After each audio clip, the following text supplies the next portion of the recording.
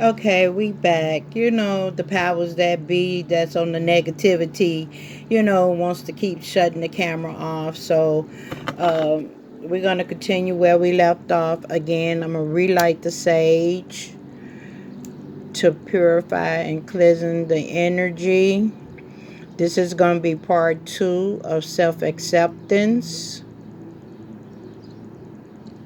And feel free to go back and rewatch if you like, but most importantly, comment, like, share, and let's start helping each other heal. Okay. I sage my crown chakra under my arms, my hands. Again, to let you see that we got a good sage burn going. This time I put the sage around my cell phone and the area that we are. I have to watch so I can see when the camera cut off. But anyway, again, this is part two of self acceptance, and I want to talk a little bit about being rebellious, because again, as adults, we need to start become more responsible uh, for the care and the security of our children. Again, I was raped at 8 years old, and the boy was 16, and I didn't know what had happened to me. I didn't know how to process it. Uh, uh, I'm gonna say adversary. I'm not gonna keep saying Satan, the devil, none of that. So I'm not gonna get at negativity, all that kind of power. So I'm just gonna say the adversary or the odds against, But the adversary, when it happened, you know, because sometimes, you know, we don't have to go into exact detail what happened, how it happened, when it happened, all this, that, and the other. We need to focus on this happened to me. I was a child. It's hard to try to forgive yourself as a child when your abuser um, is older than you and should be leading you instead of tearing you down. But again, I don't really like that phrase, hurt people, because again, I didn't hurt nobody, and somebody hurt me. And I didn't have no connection with my family. I didn't really have no friends, so I really had no one to express or talk to, nobody but God. And again, my relationship, the first time I was aware of the spirit world and an angelic presence, was when I was 3 years old. So again, I have been surrounded um, by angels, the spirit realm, God, you know. But anyway, when it happened to me, this adversary, or this dark entity, because again, a dark entity had said to me, "Oh, a part of me, it was like I was having a fight with the good and the bad, right?" And again, you know, every individual is different, but I just felt that's just the way I felt as a kid. It was a good side of me because I felt good on one side, and then it was a bad side of me, and I was like, oh, I don't like that side, and the good side was like, maybe I should tell my mother, tell my sister, but the bad side was saying like, no, you gonna have to really tell the truth, and telling the truth was, you was, when the kids were playing hide go seek, you ran and jumped into the game, and y'all was playing catch a girl, get a girl. This was the truth. But the way that this dark entity was saying, it was like I was excuse my French, but like I was a slut in the hole already at the age of 8. And I really felt guilty in that I had done something wrong. So again, long story short, I just kept it as a secret, and I turned to God and asked God that, I told God I got a secret I want to share with you, and I told God I don't know what happened to me, but I know I'm not the same. And I told God that I was looking in the mirror, when I was talking to God, but at the same token, too, that dark entity was there, too, and in a way, in such a way, it was like blah, blah, blah, blah, blah, blah, blah. Yeah, right, like God gonna do something, but I had to overpower that negativity with the positivity because I was uh, pulling and holding on more to I love myself, and I don't know what happened to me, and I needed God more than ever, and that's why I held on to God, and I held on. I let the good side overpower the bad side, and see again. That's why we should teach our kids at a very very early age, about angels, demons, God, the devils, the adversary, whatever, bad people, mentally ill people. And the most important thing too that we should share with our child, come tell me anything, everything. Because again, God bless us to have spiritual babies. I'm going to be so protective of my babies. I mean, homeschool everything, hide out in the motherfucking mountains if I got to. I'm not gonna let my kids near nobody. That's all that I love. Because again, who can you trust? You can't trust nobody. And sometimes you can't even trust the daddy. Or the grandfather. Or the grandmama, or the aunt. It don't matter. God's word say put no trust in no man because man will fail you. But again, it just made it. That was my beginning, the beginning of my friendship and my love ship and my partnership with my God. Because I had a secret with my God, and I knew my God wasn't gonna tell nobody because that's God.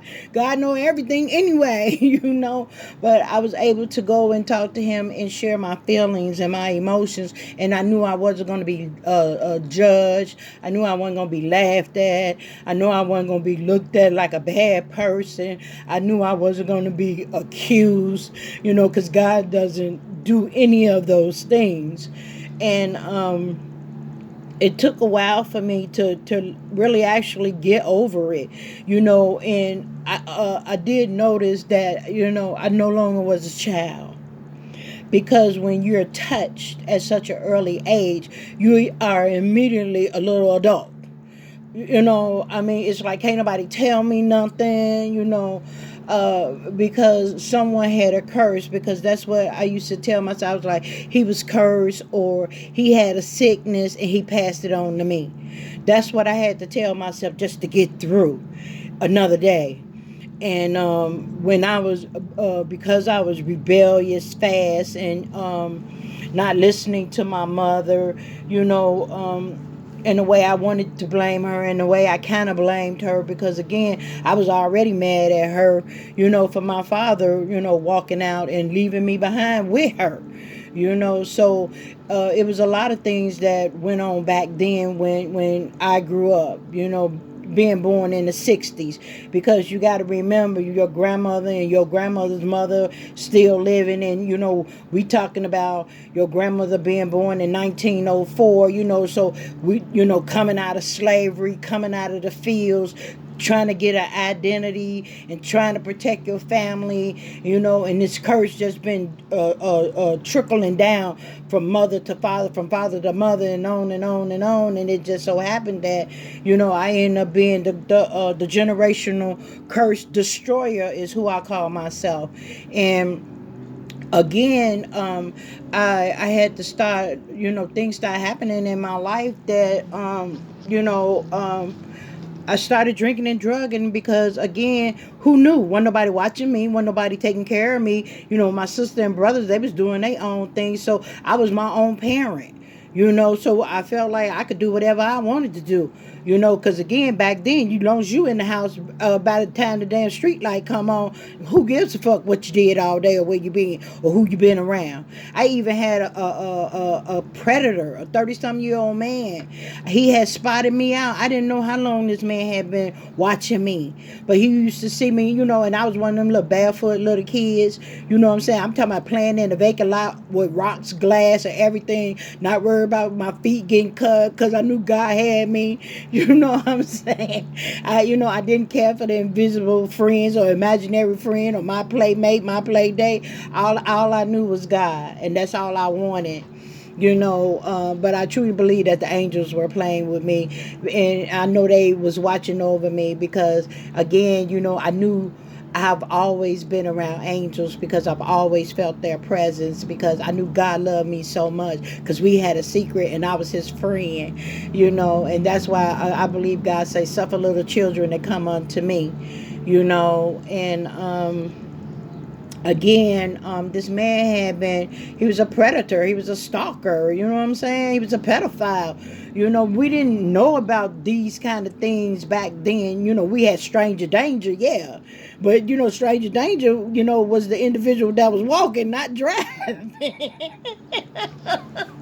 It's not funny, but, I'm just thinking back, and I got the visual going on because I'm a seer, you know what I'm saying? And so, I'm seeing, myself, in the vacant lot with the, barefooted with the rocks and everything.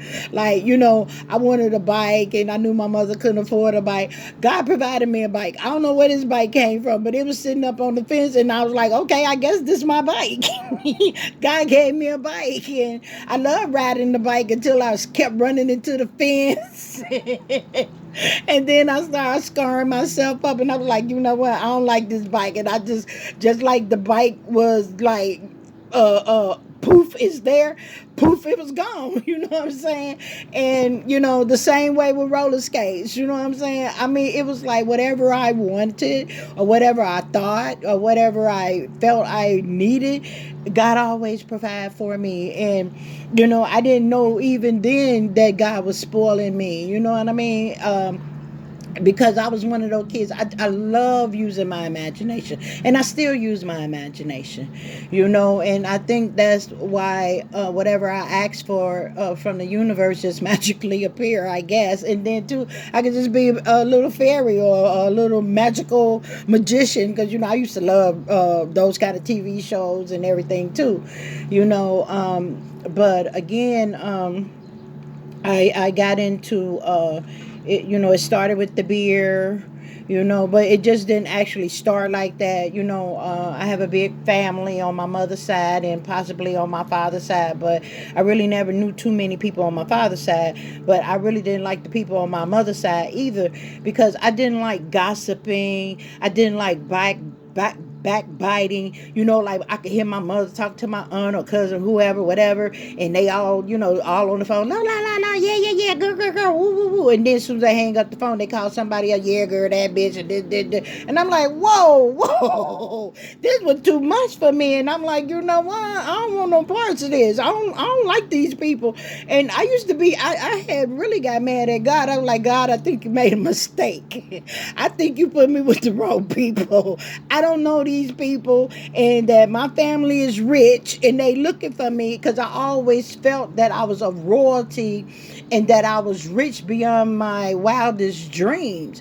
And I just knew that my real parents, who were kings and queens, they were looking for me, and somebody made a switch at the hospital. These were the things I used to tell myself, but I was like, God, won't you help me find my real parents? I mean, again, that was my imagination in action. You know what I'm saying? And I really believed it, in my heart of heart. You know what I'm saying? Where's my real mama and daddy? I ain't supposed to be struggling like this. Sure, I'm supposed to have whatever I want because God said so. That's all I knew. I was supposed to have whatever I wanted because God said so. If I can think it, I'm supposed to have it. And it didn't work out like that all my life, and then I decided that I wanted to, like, to make money, but I have to tell you about the Predator man because, he was in a white car. Why do they always buy a white car to make it look like they pure or something? You know what I'm saying? And like they ain't the bad man. You know what I mean? But we also had a slogan. We had the officer friendly, stranger danger, and they used to come tell, don't talk to strangers. And today we calling strangers to pick us up and take us all over the world and bring us food. What the hell has the world turned into? But it is what it is.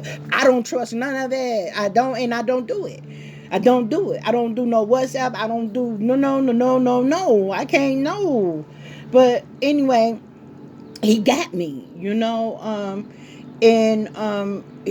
at first he was driving along the street and he kept seeing me in the parking lot. So he had figured, like, guess what? This one, he had this shit planned out. This is how I'm gonna do it. You know what I'm saying? I'm gonna just come up, cut through the alley and pull up on the parking lot. And that's exactly what it did. And he was like, "Hey, little girl, how you doing?" And the next thing I'm talking to him, and then the next thing he's like, "Oh, get in." Now this man, I got in this man car, not knowing no better. This man could have took off with me and nobody would have never saw me ever. You know what I'm saying? Again. And again, we talking about being grown, doing strange things for a piece of change. You know what I'm saying? Touch it, feel it, rub it, And this man was giving me like $20. And back in the, 70, early, late, 70, early 70s, shit, that was a lot of damn money. So, I really didn't need no friends, and I didn't have to sit back on the fence and watch the other kids with their bags of candy, wishing I had some, and shit, that man was coming, I don't know, like probably twice a week, I don't fuck know, but I knew I had the biggest bag of candy on the block, and I had money in my pocket, you know what I'm saying? And then the we call them alley mechanics, they start seeing that, I was always playing in the vacant lot. And so one day they decided that they was going to watch me because they kept seeing this white car, because I was seeing him, but I wasn't readily running and jumping in his car like I used to. So they waited until he came and parked out on the lot again, and they knew I was on the lot, and they saw the car, but they didn't see me. So he wasn't paying no attention on them because he had been doing it so often and so for so long that he didn't never look to see if anybody was coming or anything. So they walked up on the car. And when they walked up on the car and they saw me doing whatever I was doing, they made me get out. And then, but I heard them tell him, "You bring your motherfucking ass back around here again, we're going to kill your ass." I heard that part. And that man never came back around again. But I can tell you one thing for certain and two for sure. One of the other older men that supposed to have been rescuing me, why he ended up being my lover. And then he was a drunk. And then he was abusing me. But he wasn't giving me no money either. You know what I'm saying? I'm if I'm going to tell, I'm going to tell the truth, and I'm going to tell the whole truth. You know what I'm saying? Because I don't have no shame and no guilt. And see, that's the thing about self-acceptance. If you can't talk about what happened to you, and if you can't accept that, guess what? That was not my fault. I was a kid. I carried all of this hurt and pain and anger, around with me for so long. I need to set me free. Because me setting me free is not just only going to help me, but it's going to help the healing process begin. And once I start, again, I had God, but at the same token, God, had carried it all, the weight, I lightened the load, when I gave it to God, but I still needed to have like a human person. You know what I'm saying? To help me really, really understand the emotions, and what was I thinking and how did that make me feel and da-da-da-da-da-da-da-da-da-da-da-da. And for me, I really didn't get no really, professional help. All this time, I still couldn't go to my mother. Because of this entity, this dark entity, and the shit went from like a snowflake and it was turned to a damn snowball real quick, And so when they ran the man off, I didn't have no money and I couldn't buy no candy. So I started, soliciting, my neighbors in the neighborhood. So I was like, wash people clothes, and, I even tried a babysitting job, even though I was a baby, what I'm saying, 12 years old, and they sold weed, and for real, they weren't trying to, give me no cash money. They kept the refrigerator loaded with beer and gave me weed, and I was like, shit, this is the best job I ever had. You know what I'm saying? And I really didn't know shit about working, and I couldn't wait for them to leave because shit, I was smoking the shit out that weed and drinking the hell out that beer. When no diapers getting changed, when no bottles get fixed, and shit, I'm a kid and shit, I'm knocked out and the kids running around tearing shit up. I didn't give a fuck. They weren't my kids and it wasn't my house. I'm sorry, but again, I'm looking back now. But I had some kind of sense as far as common sense. And I was a very analytical and logical little girl. You know what I'm saying? As a kid. I thought again like adult, because I was touched. So that immediately made me an adult. So I had to really think quick and fast on my feet. So the honorable thing was to do was what I did, and I told them I'm sorry I can't keep your kids anymore, And then when I decided to quit, then that's when they want to give me cash money, and I'm like, no, I'm good, I'm sorry, because I knew that I had a pure heart, and I had a heart of righteousness.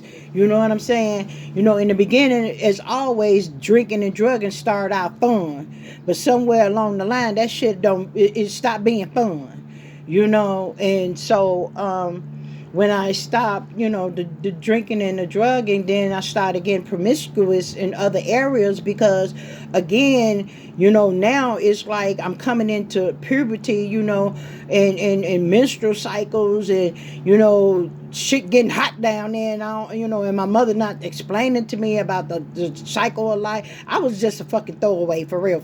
I really had to take care of my damn self. And when I did come on my menstrual and, and went to my mother, the only damn thing she did was show me a damn purple box with a yellow rose on it, and told me to go to the store and get it. And I'm like, what the fuck is this? What, and shit don't come with pictures. I don't understand. You know what I'm saying? The instructions, that was too long. I could barely read, but, I could read, but I was like, I don't understand all these big ass words. And cause I was 12, I was already a woman when I was 8 is what I'm trying to get. Help me trying to get you all to understand. I was a grown woman at 8. Okay, and I was trying to get some understanding, not understanding, understanding. When I came on my menstrual, you know what I'm saying? And I didn't like that. I didn't know why. Why we believe? Why I gotta believe? Why? I mean, come on now. Why I gotta feel all this unnecessary pain? I ain't like unnecessary pain. Again, I believed in peace and leave me alone. You know what I mean? And nobody explained to me why this was happening, and how this came about, But I did teach myself how to read the Bible. I taught myself how to read the dictionary. I taught myself how to read the encyclopedia.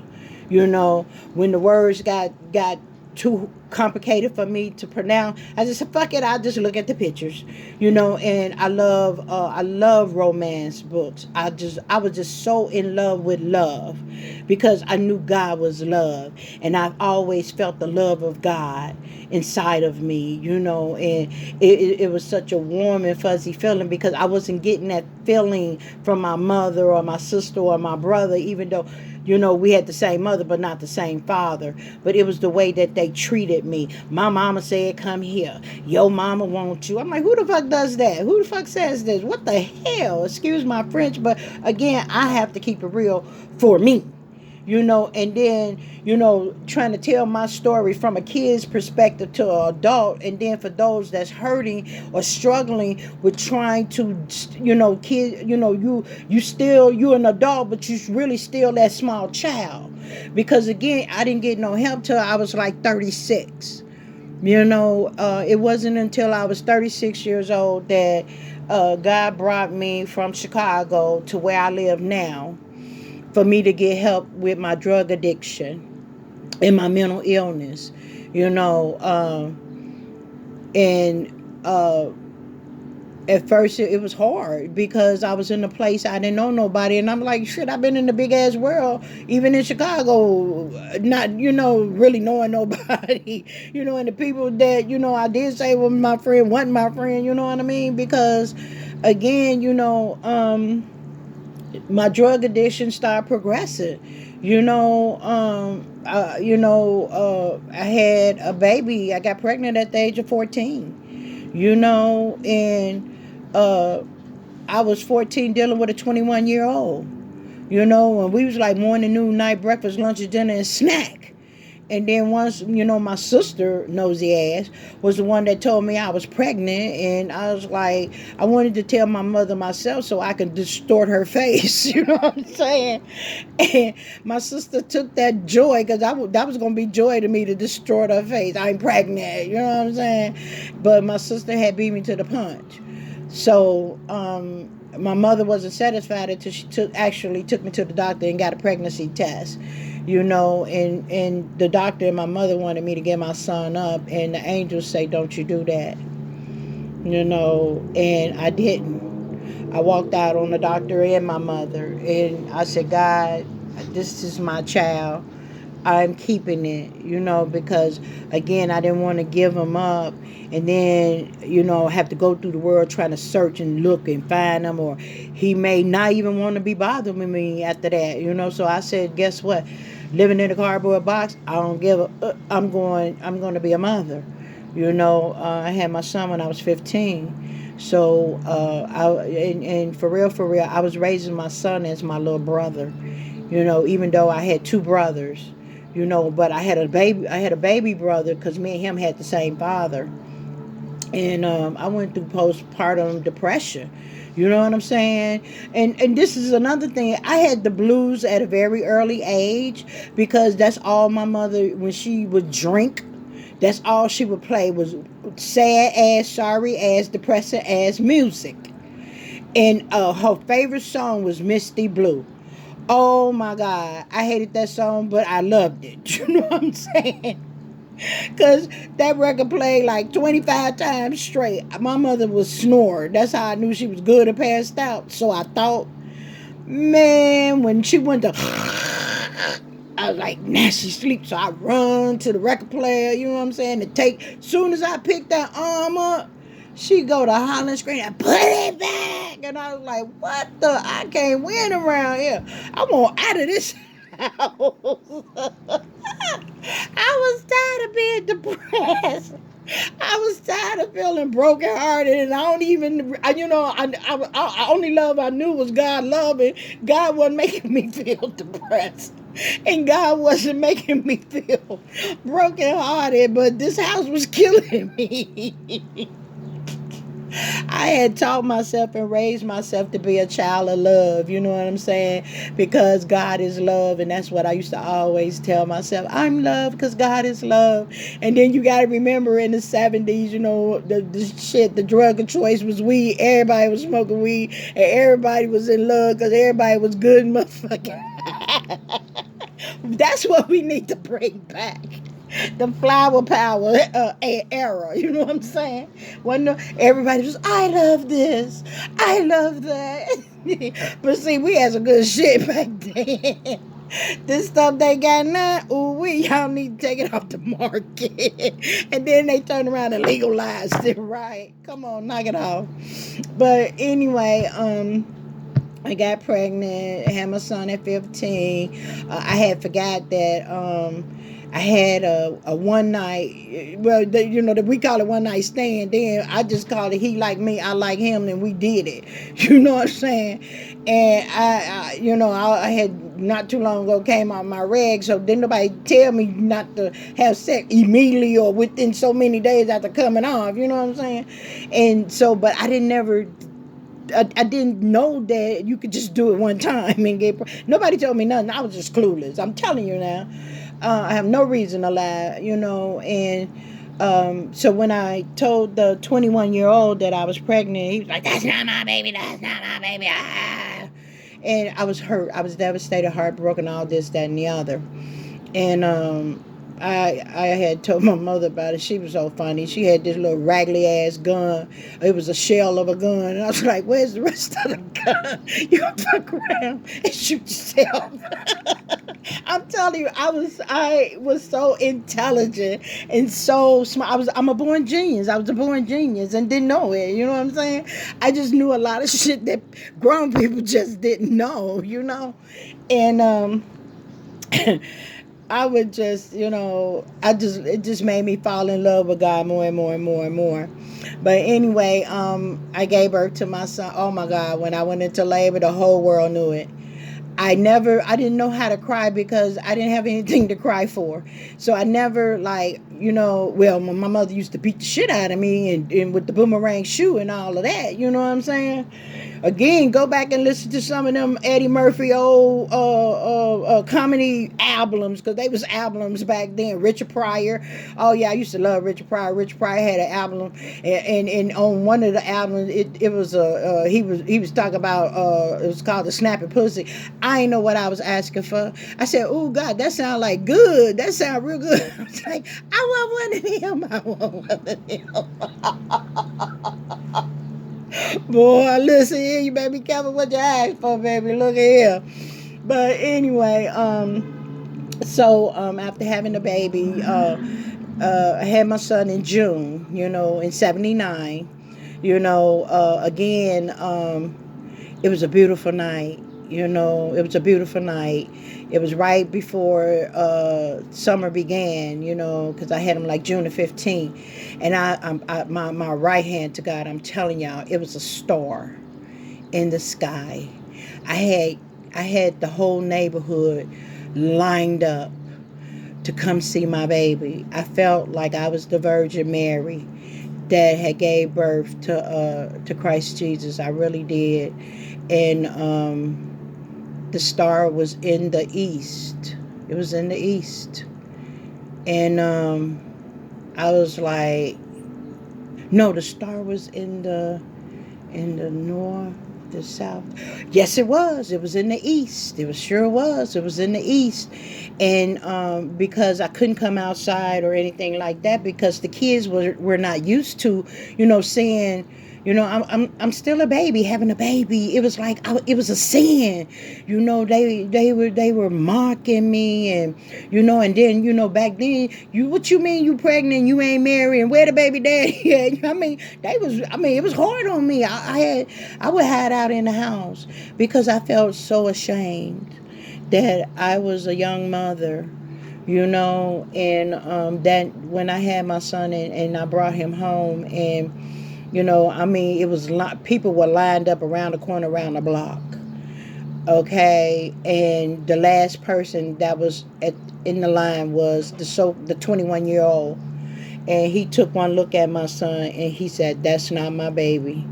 My mother was ready to kill him. She was ready to kill him, but I forgot that I had sex one night with this guy. His name was Barry.